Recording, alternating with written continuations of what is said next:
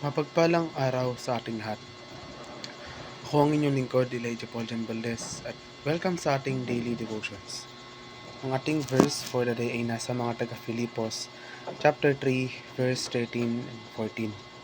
Sinasabi dito na, mga kapatid, hindi ko ipinapalagay na nakamit ko na ito, ngunit isang bagay ang ginagawa ko. Nilimot ko ang nakaraan at sinisikap na marating ang layuning nais kong makamtan. Nagpapatuloy nga ako patungo sa hangganan upang makamtan ang gantimpala ng pagkatawag sa akin ng Diyos sa pamamagitan ni Kristo Jesus, ang buhay na hahantong sa langit. Ang pananaw ay nagbibigay ng direksyon at isang sulyap sa ating buhay upang maging isang katotohanan ang ating mga layunin at mga layunin. Upang maunawaan kung saan natin nais ang ating sarili sa buhay, kailangan nating magkaroon ng malinaw na pananaw sa ating buhay. At kaya, kapag naunawaan mo ang pangitain ay nilinaw ang layunin, ang buhay ay magiging mas simple at mas makabuluhan.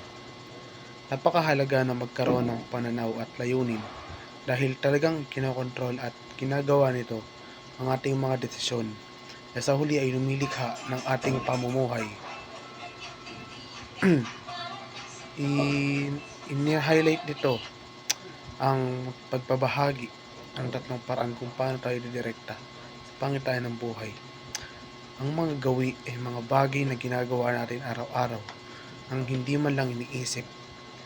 Ngunit ang mga taong nagtagumpay ay mga taong mulat sa kanilang mga gawi. Lumilikha at sumusunod ang mga gawi na naglalapit sa iyo sa iyong pananaw at layunin. Mahalagang malaman na ang paraan ng paggugol natin sa ating oras, lakas at mga mapagkukunan ay maaaring magambag at magdadala sa atin ng isang hakbang na mas malapit kaysa sa kahapon.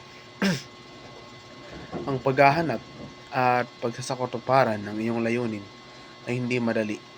Sa pagsasabi ng lahat kung ano ang galing namin at kung paano namin dapat ipamuhay ang aming buhay at kung anong mga karera ang dapat naming galugarin, maaaring itong maging medyo nakakalito at magulo minsan. Ngunit napagtanto mo ba na ang iyong layunin para sa iyong sarili at isulat ang iyong pananaw, ang buhay ay nagiging simple at hindi gaanong komplikado. Pinaniwala tayo ng lipunan, mas abala tayo, mas matagumpay at mahalaga tayo na kadalasan ay malayo sa katotohanan. Kapag nauunawaan natin ang ating layunin, ang ating buhay ay nagiging mas makiting, mas nakatuon at mas malinaw dahil alam natin kung ano ang gusto natin.